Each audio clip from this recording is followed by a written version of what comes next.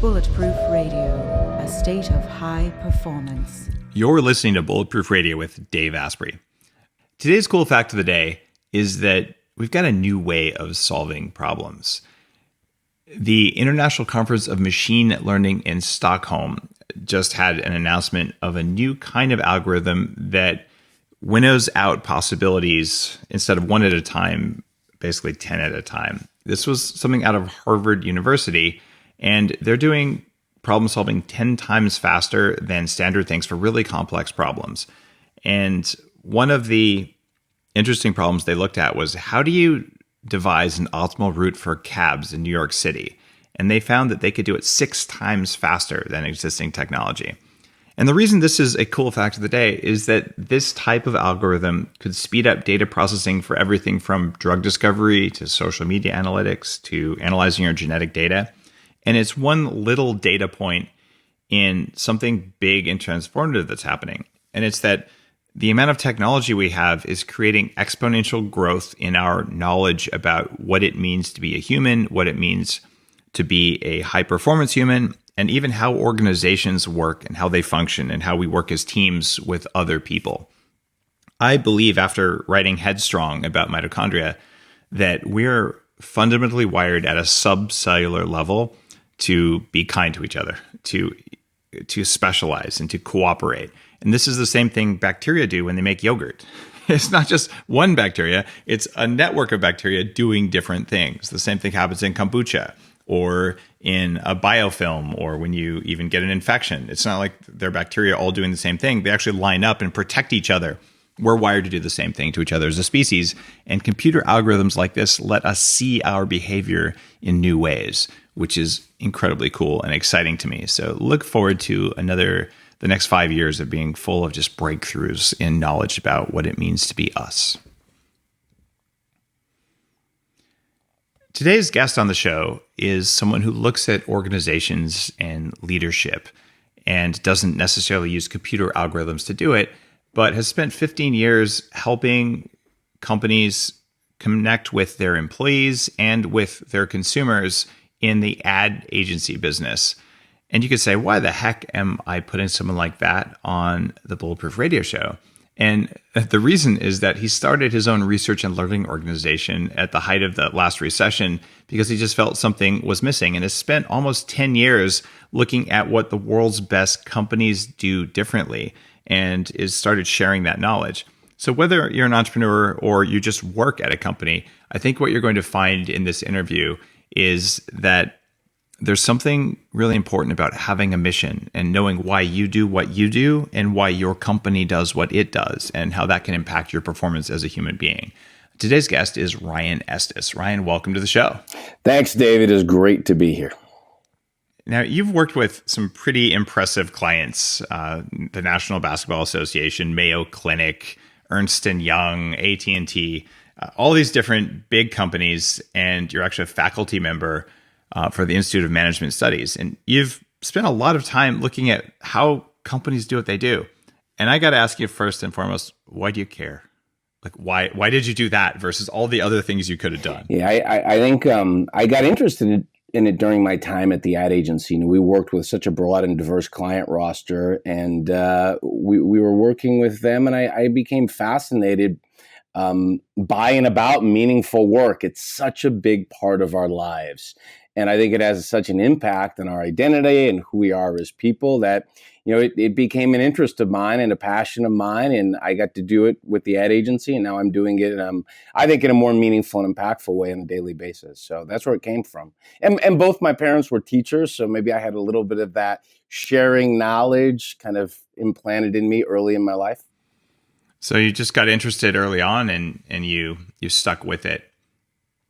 You also did something similar to what I did. You had a high-paying executive job, and you decided to, I don't want to say at the height of your career, but as you're doing really well in your career, say, screw that noise, I'm going to go be an entrepreneur. Why did you decide to do that?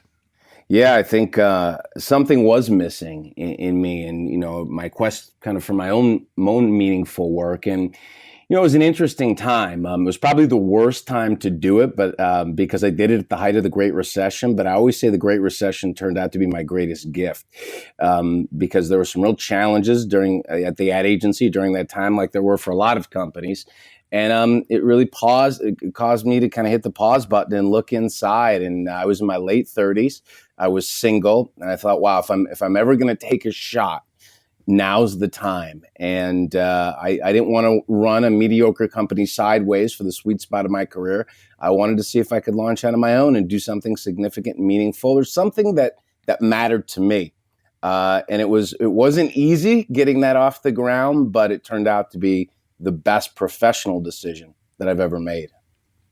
There are a lot of people listening to Bulletproof Radio now, and I know this from social media and just from talking to people when I'm traveling and speaking and whatnot, who are in that same mindset. A lot of the Bulletproof coaches at the Bulletproof Training Institute are saying, should I go start my own company now?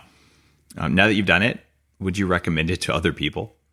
Everybody is different. And what I would suggest to other people, if that's something that's burning inside you, I think it's better to try and know than to live with the regret of never having tried at all. And what I'd recommend to anybody is, if you have an idea or a vision or something that really is calling to you, if there's a way to test that, to try it, to take a small step forward, to incubate a side hustle and iterate the idea forward in some small way, while you still have some semblance of security, that's not a bad way to test the idea and get a little feedback before you go all in like I did. My departure was very abrupt. I don't know that I'd recommend what I did to anybody else. But certainly my journey has been rewarding, not really for what I've been able to achieve, but I think part of it is who I've been able to become, over the last decade. I think that's part of why it's been so meaningful. So when you go to speak at a conference, and you do this quite often, several times per week, you're talking to large audiences, telling them how they can perform better. What's the first thing that you tell them to pay attention to? Yeah, I think a lot of it comes down to their relationships. I think that's a big part of it. And their mindset towards change. I would say every organization that we deal with is trying to achieve some level of breakthrough. They're focused on innovation. Competition's coming from everywhere. A lot of people feel very overwhelmed and exhausted. So we talk a lot about relationships, collaboration. I talk a little bit about self-care when it comes to leadership, and then our attitude towards change. And I think those are some of the big themes that large organizations are navigating with and dealing with, and that's some of the focus of our work. I have my crazy theories, which I think are true, about where a lot of our unconscious behaviors come from, that they're algorithms inside our bodies. And the first and most important algorithm that a single cell bacteria will do is run away from, kill, or hide from scary things. And so we do that with all of our focus, or at least most of our focus, all the time. And we do that simply because if something eats you right now, it's sort of game over. You don't get to try harder later. So I say, well, okay, we have that going on in quadrillions of locations in our body, millions of times a second in each location. So this is a fundamental human condition. We have this personal and organizational thing that resists change. And as organizations grow, they have something that I describe as an immune system, where it will push out new ideas. And this is why innovation sucks at older, bigger companies almost always. And if you want to create innovation, you create a little skunk works, you don't tell anyone about it, and you give them a budget and you shield them. Why is it that, well, I think I already have the why. Given that people do resist change individually and in groups, how do we make people more comfortable on a personal level with accepting change? Yeah, a big part of it is how we manage around mistakes and failure. I mean, if you're going to be innovative, you're going to make mistakes. You're not going to get everything right the first time. And that's very counterintuitive to large publicly traded companies. I mean, I think success and legacy success has a tendency to breed complacency. and new ideas aren't accepted, and they're certainly not embraced, especially outside of that environment. And I think we have to talk about it, create awareness around it, and I think particularly from a leadership perspective, get really conscious and intentional around how we coach and manage around mistakes. We do research around this stuff. Over 50% of employees in North America don't believe their company supports innovation because mistakes aren't treated as learning opportunities; they're treated punitively. And I think it's a real leadership charge to conduct experiments, take risks, and understand that success in the future is going to be more iterative. It's just a different way of thinking and working.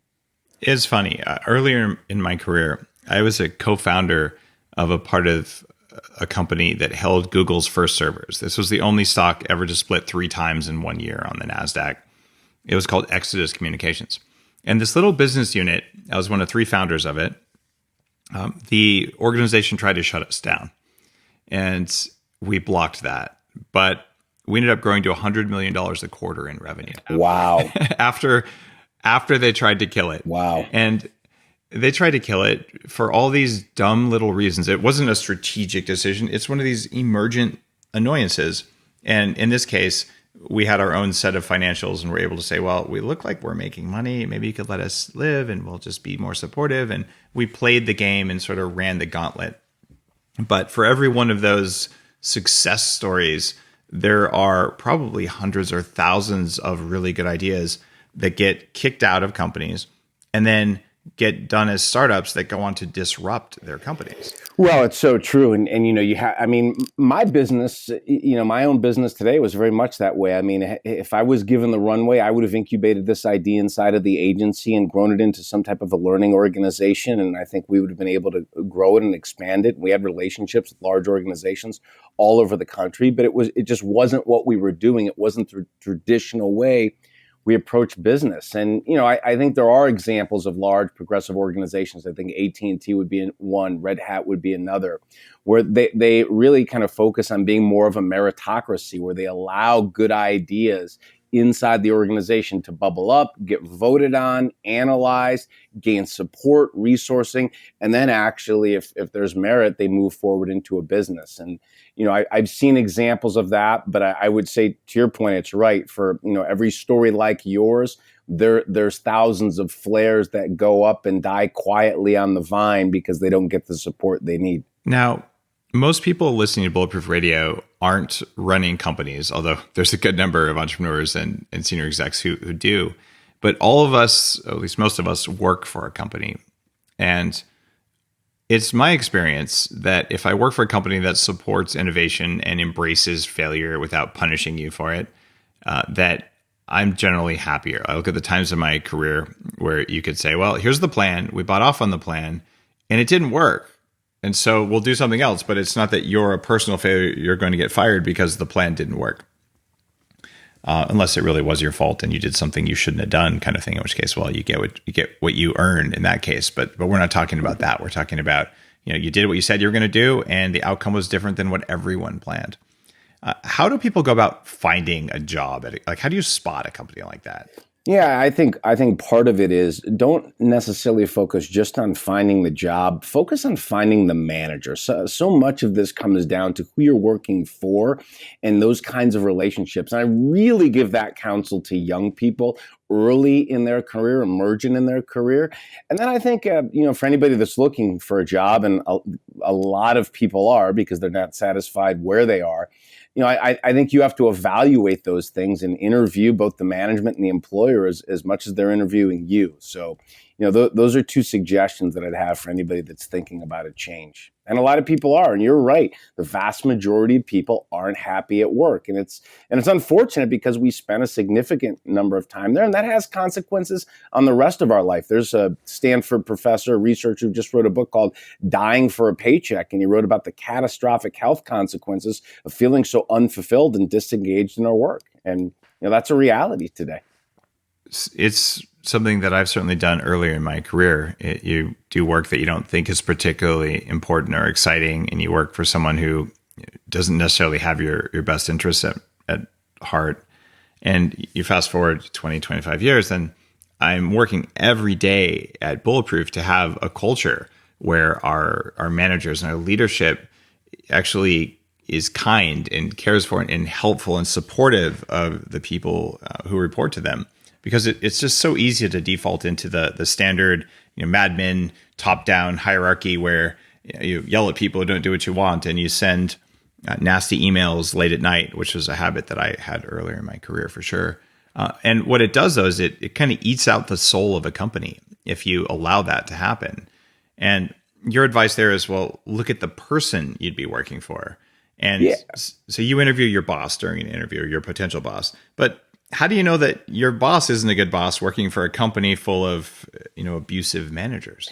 Well, you don't necessarily. So you have to do additional due diligence. There's more ways to do that now. You go on a site like Glassdoor.com. You see if you have any second or third connections on LinkedIn where you can get feedback. You ask questions. I mean, it's like doing research, homework, and due diligence. There's more resources and channels and ways to do that than we've ever had before. So I would say, consider it a research project, and, you want to land in a place like Bulletproof that has a leader that's saying those kinds of things, that has core values that you can identify with. And, come prepared when you're in an interview with thoughtful questions about how they manage failure. And, you ask those things. And I think there's a way to vet some of that out. So, and look, there are great examples of companies that are doing this like you. I mean, companies I work with, a company like Mayo Clinic that's about purpose, values, and culture. A company like Edward Jones that cares about their people and puts people first. And in 2008, during the financial crisis, where they were certainly not going to make their numbers, they did not lay a single person off. And you hear these stories and these examples, and they're out there. And so you just have to be thoughtful, I think, in your quest to find a place like that. I want to know how Glassdoor deals with failure, because they mixed the Bulletproof account with some Bulletproof consulting firm. So now we have some... You have bad reviews that aren't yours? Yeah, exactly. I love that. Hey, Glassdoor, if you're listening, maybe you could fix that. Like, we've been calling them forever saying, could we only get the reviews that are actually ours? Anyway, I'll get off my soapbox there. But to your point, checking out the social cred of the company is important. Are there specific questions that people might want to ask a manager to help determine whether they're... I think so. I think you have to ask questions you care about. I think you have to ask questions you care about. So if things like autonomy and flexibility are important to you, ask questions about that. I would be asking questions about innovation and how mistakes are treated, and I would ask about challenges and opportunities and upward mobility. It's in the research we do. I mean, we look at these drivers of engagement, what makes people happy in their work, and confidence in management, confidence in the future of the organization, and being invested in having an opportunity to grow and develop. So you can build effective, open-ended questions about all those things and things that are personal drivers for you in your work, and I think gain some pretty good insight into what the experience is going to be like. And that's what you need to do. You need to walk out of there with a realistic job preview of what the experience is going to be like on a day-to-day basis. One of the reasons I invited you onto the show is that you talk a lot about connecting to your why. And companies have a why, but people also have a why. What's your advice for individuals to help them find their why, and how do you define that? Yeah, there was a wonderful exercise that a business coach put me through when I was on the cusp of my transition. And she asked me to think about my life 5 years into the future and pick a random day, a Wednesday, 5 years from now, and open my eyes and wake up and just kind of make some notes about the day, what I did, what I was experiencing, who was around me, how I was working. It was a vision for my life into the future. And what I realized, and of course, I first pass at this, I got it all wrong. I had, these goals and what my business was going to do and how much money I was going to make. She said, no. Just wake up and open your eyes and have a great day in your life. And what I realized was, a lot of the choices I was making in the short term weren't moving me to align with the person I wanted to be, the place I wanted to be 5 years into the future, and that I was going to have to confront, my reality and make some tough decisions in the short term and accept some challenges to kind of course correct and move down the path of my why. And I think, early in your career, finding your why, what your passion is, what motivates you, you experiment, you try things. And ultimately, hopefully through a bit of trial and error, you get really good at something that you enjoy and that you're passionate about. But I think, I'm certainly living proof. You're living proof. And I would tell you, my mom, who's 80 years old, is living proof that it's never too late to course correct. And if you're off track, to consider making a change and moving forward in a different direction. We change, life changes, opportunities come and go, and that's okay too. It's never too late. Have you read Clayton Christensen's new book, How Will You Measure Your Life? This is the guy who invented the term disruptive innovation, disruptive technology. And he's been kind of a guiding light in my career, even Bulletproof. I'm disrupting big food right now. Like, hey guys, wow. Fat is more important than sugar, which is why we want to be eating that, not sugary crap. But that's disruptive in all of tech. But his new book has nothing to do with that. It has to do with exactly what you just said. Is that something you've come across? I have not read his book yet, no, but I will. I will put that on my list. It's worth it. And you're telling a story. The consultant who helped you think through this sounds a lot like one of my business school professors, Stu Friedman, who's been on the show. And I was getting my MBA at Wharton. I was about 30. And he had us do exactly the same exercise, but he had us go 20 years in the future and had us even write letters to ourselves that he would send us, I think 1 year or 5 years after the class, and envision not how much money we had, but what did our day look like what was bringing us joy. And that included family. Did we have kids?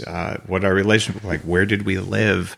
What did we do for work? What brought us happiness? And man, that's some scary stuff because you realize you have no idea. And then once you realize you have an idea and you realize where you are in the short-term decisions, you realize you're totally doing it wrong.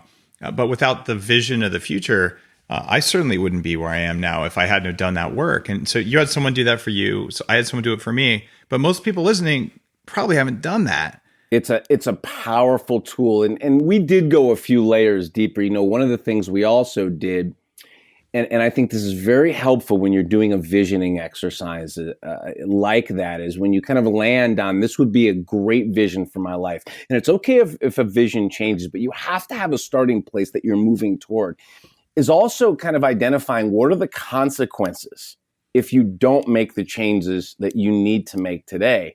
And the consequences are you may miss a window, or you may end up not having the partner or the kids, or you may end up divorced, or whatever the consequences are, but also kind of accepting some of the reality of, hey, we're all moving forward here. And time is a finite resource. I think it is our most precious finite resource. It's non-renewable. And, the decisions we make each day eventually cumulatively begin to add up and shape our lives and our destiny. So it was, that was a powerful exercise for me. And putting those words on paper and confronting it really was the catalyst for me to make some major life changes. I got to ask you a question about that. I used to think that time was my most precious resource. But now I think energy is my most precious resource, because if I have lots of time and I'm tired and cranky, the time is of almost no value. Like my ability to show up all the way in the time that I have is more precious than the time itself. Does that resonate with you or not? It resonates with me in an absolutely significant way. Yeah, I think when I kind of look at the trifecta for me, a lot of this comes down to meaningful relationships, meaningful work, and wellness, mind body wellness. And I've got to be healthy and be able to. And the way I describe it is, I want to show up consistently as the best version of myself. So I certainly do think. That quality time may be a better way to describe that. Yeah. What do you do? So you're a CEO, you travel all the time, and both of those are shown to shorten your lifespan. and so how do you manage your own biology? And not only that, showing up on stage for people who haven't done much public speaking, it takes an enormous amount of energy and focus to be in front of 1,000 people and actually bring it all the way more than it takes to show up in a conference room and do it. And I don't know that I can tell you why, but it's a big thing that you do. Thank you. How do you manage your energy when you're on airplanes and all that stuff every day? Yeah, so energy is a word that we use a lot, and it's actually a word that I think is associated with why I get hired. I'm with the National Basketball Association today, kicking off their annual revenue meeting, and the words they use were, "We want your energy." And so managing, it's energy is an asset of mine, and so I have to have some discipline around how I manage it. And it's some of the simple stuff. It's a lot of the stuff that you talk about, right? It's being rested. It's self-care. It's maintaining meaningful relationships, and then it's what goes in my body. Staying hydrated. Managing my diet.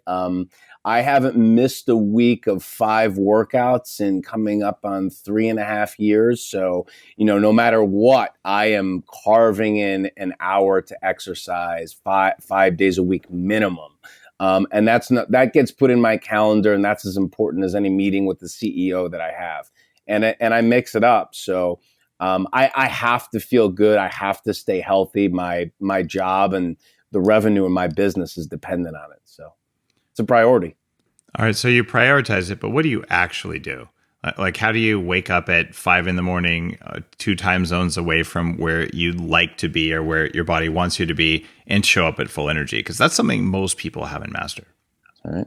Well, I have routines and rituals. So I have a pretty disciplined morning routine of waking up, drinking water. It includes some meditation. It includes some journaling. And part of that journaling routine is a gratitude practice. And then depending upon my schedule, it would include perhaps some light stretching or movement, or that could transition into a full-blown workout. Depending on if I'm, this morning I had to be down early for a sound check and a speech. So, the workout's going to come at the end of the day. So I have some flexibility around it, but some of those consistent and then it usually includes bulletproof coffee. So, and I bring it with me when I travel. So, which we talked about offline, but that's a practice that, it makes me feel good, and I experiment. I know something you've talked about, and I read about it. Using cold therapy, immersing myself in cold water or cold showers, or if I pick up an idea from somebody else about tweaking my morning routine, I'll do that.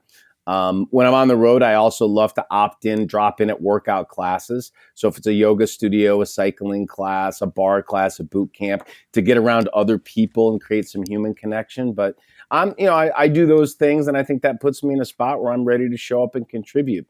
The other thing is I love what I do. I mean, the idea that, I'm with a company like the National Basketball Association, and 300 executives are interested in what I have to say, and they value that. That's their hour, not mine. And I owe it to them to show up as the best version of myself, prepared for impact. So, I take it seriously. I consider myself a pro, and that's how I prepare. How often do you do yoga? Once a week minimum. So I mix up my workouts. When I'm home, I do yoga 3 mornings a week. I have a teacher come in, but great. I travel probably around 150 days of the year. So I don't know what that works out to, but I'd say I'm at least once a week as well. What do you get out of yoga you don't get out of some other form of exercise? Yeah, I think yoga is as good for the mind as it is for the body. So certainly for me, some flexibility, and I spend so much time on planes and airports that, the lower back and the body, the stretching and holding the poses is great. But there's certainly something internally that's calming and centered. And for me, I think that's a tremendous benefit. I should do it more than once a week. I've got a studio that I love at home, but, like you, I'm on the road more than 150 dates a year. So it's that's where it gets challenging. But I'll drop it on studios when I'm traveling too. I think it's a good practice, and when I'm doing it consistently well, I feel better.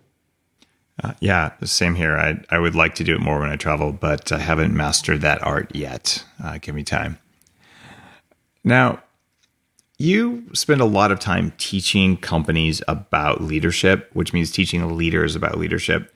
And it's one of the things that everyone benefits from understanding. And the reason is that some of us will evolve over time to become leaders, but almost everyone is a leader in some aspect of their life. You may be leader of your household. You may be leader in a group of friends. And it may be a leadership of 3 people or 300 people. But the idea to recognize your own potential for that, and also to see a good leader in action versus a bad leader, is a skill that everyone benefits from. How do you define leadership in your practice and in the way you teach companies? Yeah, leadership is earning followership, and it's really that simple. And I would agree with you. It's not about title or tenure. It's about having the ability to inspire other people to want to change, become more of who they are. When we talk about leadership, I always say that it's not a job; it's a responsibility, and it's not about us. It's about humility, sacrifice, service, and helping other people become the best they're capable of being. I think parenting is leadership. I think friendship can be leadership. I think there's all kinds of leadership opportunities in our community. And I think everybody at some point through the journey of life is going to step into the opportunity to lead and to have impact. So I always encourage leaders to consider two questions at the end of the day. And the first one I like to consider is, who did I impact today? And then the second one, and because so much of leadership is about impact, and so much of what fulfills us is about impact. And then the second one is, how will I be remembered by the people I work with today? And I know that cumulatively over time, the answer to that second question will begin to define and shape my legacy as a leader and as a man. And so I think about it in those terms, and that informs how I show up to serve each and every day as well.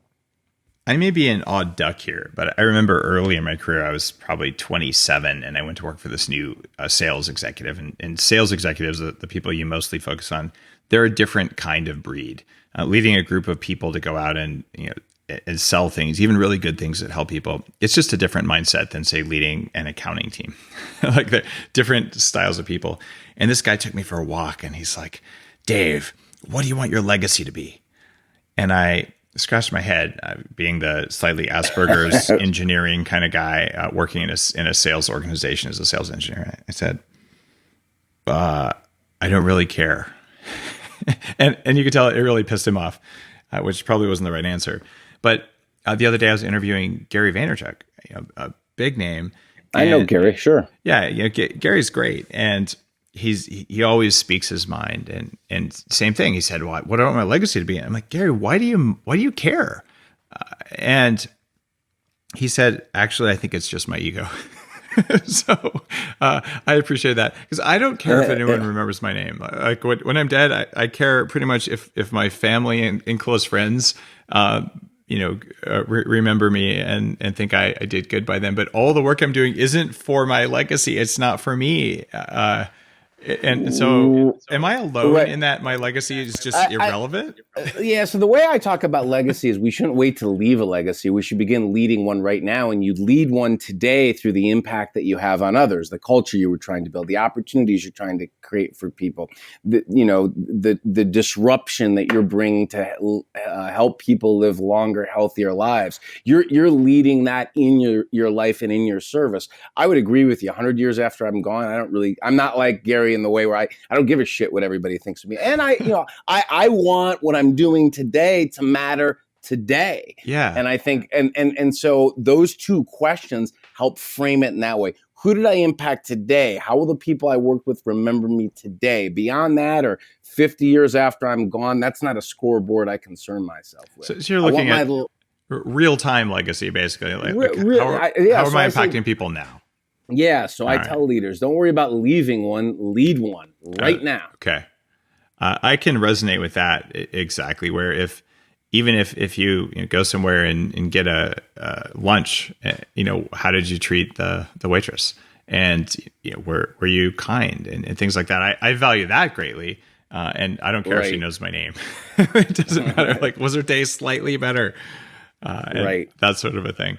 All right. So that's how you're defining it. Yeah, that's being intentional, right? So you decide how you show up. You're intentional the way you move through life and in your interactions and your relationships. And I certainly think that's a better way to be. All right, cool. Let's switch gears to innovation, because you talk about that in companies. We touched on it earlier. And innovation is a core thing that I do. And sometimes I feel like some of the most innovative thinking I do happens when I'm not working, and it just appears. Like the outline for my book on fertility and how to have a smarter, healthier kid, I came out of many hours of very altered state neurofeedback work, and I just picked up a pencil and I wrote down the entire outline for the book. It was in there somewhere, right? But I'm not sure that it was a conscious, thoughtful process. So how would an individual person, whether they're part of an innovative company or not, be more innovative? Yeah. So here's a thought around this. And when I'm doing a seminar, I always ask the question, kind of the question that you were considering is, where do you do your best thinking, your most creative thinking? Where do your best insights come from? And you start to hear the answers, right? And when I'm doing yoga, or when I'm running, or in the shower, in the middle of the night, which may be anxiety and not good thinking, but whatever. But what it never is, it's never in the office. It's never during work, because we're overwhelmed and we're distracted and we're switch tasking and we're not concentrating and doing deep work. So what I always suggest is you've got to schedule some white space in your calendar. Jim Collins, who wrote Good to Great and Built to Last, he has a formula for this. For every 2 weeks of work, schedule 10 hours of white space where you think about your business and you think about your problems. And virtually nobody in management and leadership at large companies is doing something like that. They're working in the business. They're grinding through their 300 emails. They're at their desk or in meetings back to back to back to back for 10 hours. And then they're getting to their email at night. So they're not giving themselves that time to think, to relax. And it's different for everybody. You had your way of doing it. I'm going to Jackson Hole for 4 or 5 days at the end of this week to hike and spend time in nature and do a digital detox. And I know that'll put me in a state where my thinking is clearer and I'm more creative, and I'll probably come back and produce a lot of work after that. So. That's probably the hardest thing for leaders, including me. I mean, every minute of my day is scheduled because there's huge demands on my time, and I've got some big things I'm working on, and I'm grateful to be able to do that. But yeah, there's a certain point where you can look back over the last month and say, I actually didn't have an hour of unscheduled time, and I know that that's not particularly healthy, but sometimes it emerges, and that's a function of working with the people who help you to schedule your time. And I can tell people listening, I haven't mastered that one yet. So if you have any good advice for me, Ryan, I'm all ears on that one. Well, Dave, my bit of advice on that is what gets scheduled gets done. So if white space is a priority, you've got to put it in your calendar. Get the people that are managing your calendar to put it out way in advance and incorporate that into your project work. And I agree with you. We can all sprint for a little while. But there is a point where if you keep sprinting, it will have a diminishing return on your efficiency and your productivity. And so you want to balance that. And look, it's certainly, I think anybody that's busy, that's trying to do big stuff, deals with that.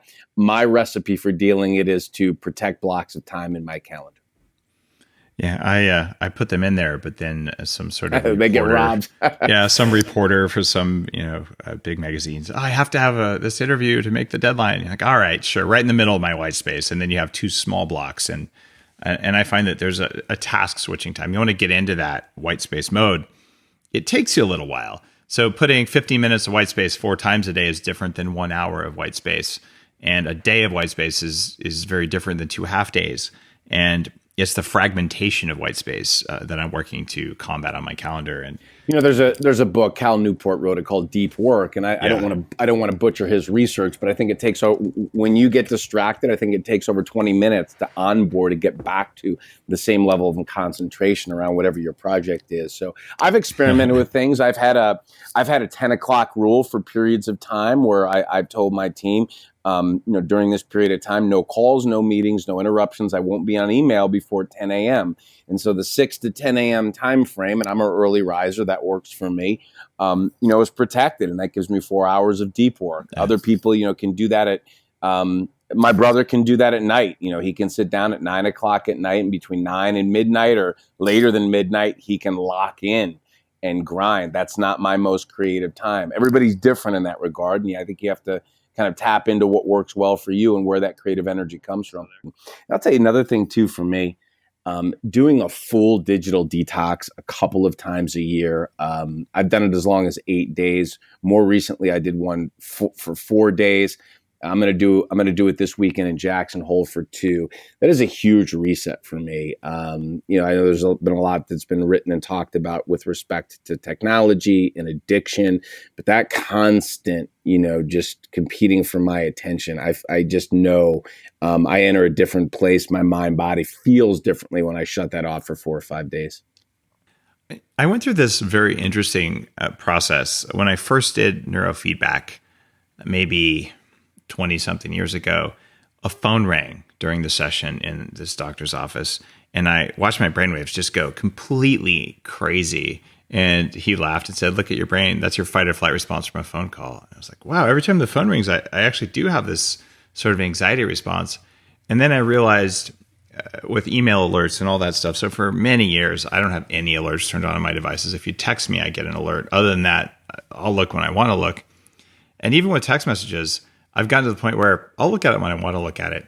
Like I see it's there, but the inner stress response is just gone. Where I truly at a visceral neurological level, I don't care about a text message anymore, which has reduced my burden from that stuff. But I'm going to go spend a few days in the Desolation Sound, where I'm pretty sure there's no cell phone coverage anyway. So we'll see if an actual digital detox versus neurologically programming myself to know, I might miss something important in a text message, but if there were no text messages, I would have missed it anyway. And it's just I'm not going to die no matter what happens on text messaging. And I feel like when I know that viscerally, my stress level goes down. But that was years of internal programming to get to the point where I feel like I'm not paying the toll I used to pay. But I don't know that for a fact. I could just be deceiving myself. So, it's interesting. All of my alerts are off on my phone too. So after the detox, I made that change, and I think it's helped a lot. But the device is still on me physically. It would be interesting to catalog how many times I actually touch it or engage with it on a daily basis,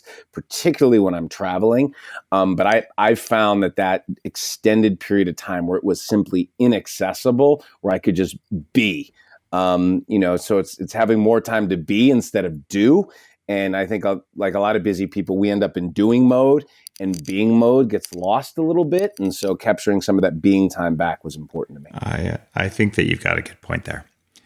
Ryan, if someone came to you tomorrow and said, I want to perform better at everything I do as a human being, what are your 3 most important pieces of advice for me? What would you offer them? Yeah. Number one, create a compelling vision for what you want. Perform better, success. I think it's defined differently for everybody. You get to do that to yourself, but I'd say be kind to your future self. We talked about having a compelling 5-year vision. Number 2, stay in the learning lane. Leaders are learners. And so whether that's hiring a coach or accessing good information on your own, you've got to constantly be challenging yourself to grow. Stay in a growth mindset. And then the third thing I would say, and it's a big part of your focus, is take good care of yourself. For me, that means meaningful relationships, meaningful work, and mind-body wellness. And if I'm doing all of those things, I tend to find that I'm making progress, I feel fulfilled, and I'm moving my life in a productive direction. Well, thank you. And thanks for being on Bulletproof Radio. Your website is RyanEstis, ESTIS.com. And for the entrepreneurs amongst our listeners or people interested in innovation and leadership, you've got a bunch of good stuff up on your blog where you go deep on things, which is why I wanted to pick your brain on the show today. And thank you for showing up. Hey, thanks for having me. Appreciate it. If you like today's show, I have 2 asks for you. 1, let me know. I'm always trying to figure out how much do you want to hear about leadership and innovation and the entrepreneurial side of things, because some of the world's top performers are entrepreneurs, but a lot of them aren't. And the second thing is, if you like the show, leave a review. So hit me up on social media, hit me up on Instagram. I'm Dave.Asprey, and tell me, yeah, I really like this stuff. I want more of it. Or, I want more neuroscientists because I'm listening and I love all of this stuff. I want to be a better human being, not just in my brain, but in the way I show up in the world. And I talk to guys like Ryan to pick their brains, and hopefully you're getting some value out of the interviews as well. So thanks for letting me know what matters to you and leaving a review about it.